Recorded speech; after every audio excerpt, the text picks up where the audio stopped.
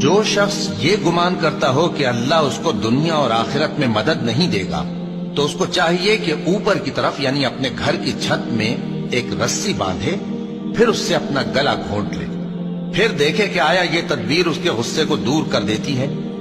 اور اسی طرح ہم نے اس قرآن کو اتارا جس کی تمام باتیں کھلی ہوئی ہیں، اور یہ یاد رکھو کہ اللہ جس کو چاہتا ہے ہدایت دیتا ہے۔ بھلا تم نے اس شخص کو دیکھا جس نے اپنی خواہش کو اپنا معبود بنا رکھا ہے اور باوجود جاننے بوجھنے کے گمراہ ہو رہا ہے؟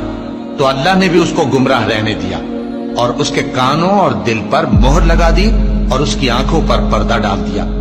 اب اللہ کے سوا اس کو کون راہ پر لا سکتا ہے؟ تو کیا تم لوگ نصیحت نہیں حاصل کرتے اور کہتے ہیں کہ ہماری زندگی تو صرف دنیا ہی کی ہے، کہ یہی مرتے اور جیتے ہیں اور ہمیں زمانہ ہی ہلاک کر دیتا ہے، اور ان کو اس کا کچھ علم نہیں، محض قیاس آرائیاں کرتی ہیں۔ مومنو، اسلام میں پورے داخل ہو جاؤ اور شیطان کے پیچھے نہ چلو، وہ تو تمہارا کھلا دشمن ہے۔ پھر اگر تم احکام روشن پہنچ جانے کے بعد لڑکھڑا جاؤ تو جان رکھو کہ اللہ غالب ہے، حکمت والا ہے۔ کیا یہ لوگ اسی بات کے منتظر ہیں کہ ان پر اللہ کا عذاب بادل کے سائبانوں میں آ نازل ہو اور فرشتے بھی اتر آئیں اور کام تمام کر دیا جائے؟ اور سب کاموں کا رجوع اللہ ہی کی طرف ہے۔ اے پیغمبر، بنی اسرائیل سے پوچھو کہ ہم نے ان کو کتنی کھلی نشانیاں دی، اور جو شخص اللہ کی نعمت کو اپنے پاس آنے کے بعد بدل دے تو اللہ سخت عذاب کرنے والا ہے۔ اور جو کافر ہیں ان کے لیے دنیا کی زندگی خوشنما کر دی گئی ہے اور وہ مومنوں سے تمسخر کرتی ہیں، لیکن جو پرہیزگار ہیں وہ قیامت کے دن ان سے اوپر ہوں گے، اور اللہ جس کو چاہتا ہے بے حساب رزق دیتا ہے۔ اور وہی تو ہے جو رات کو سونے کی حالت میں تمہاری روح قبض کر لیتا ہے، اور جو کچھ تم دن میں کرتے ہو اس سے خبر رکھتا ہے، پھر تمہیں دن کو اٹھا دیتا ہے تاکہ یہی سلسلہ جاری رکھ کر زندگی کی مدت معین پوری کر دی جائے۔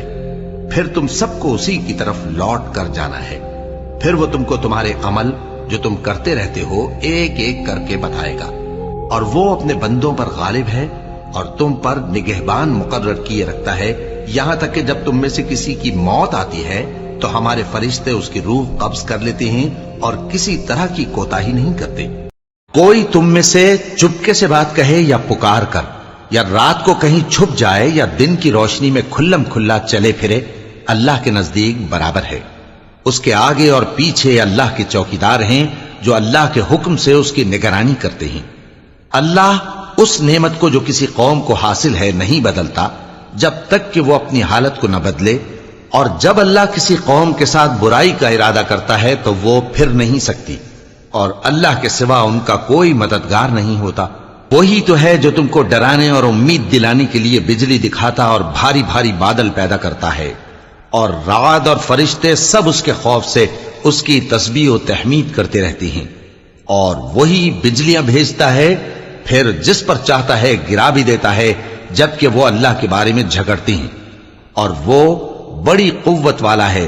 اب کیا جو لوگ بری بری چالیں چلتے ہیں اس بات سے بے خوف ہیں کہ اللہ ان کو زمین میں دھسا دے، یا ایسی طرف سے ان پر عذاب آ جائے جہاں سے ان کو خبر ہی نہ ہو، یا ان کو چلتے پھرتے پکڑ لے تو وہ اللہ کو عاجز نہیں کر سکتے، یا جب ان کو عذاب کا ڈر پیدا ہو گیا ہو تو ان کو پکڑ لے؟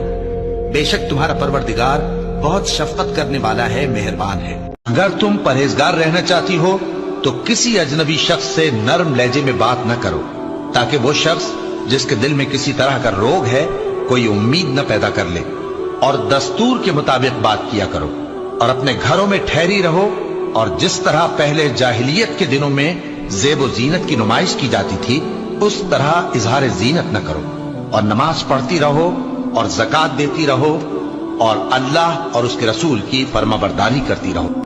اور جو لوگ کچھ نہیں جانتے یعنی مشرک، وہ کہتے ہیں کہ اللہ ہم سے کلام کیوں نہیں کرتا، یا ہمارے پاس کوئی نشانی کیوں نہیں آتی۔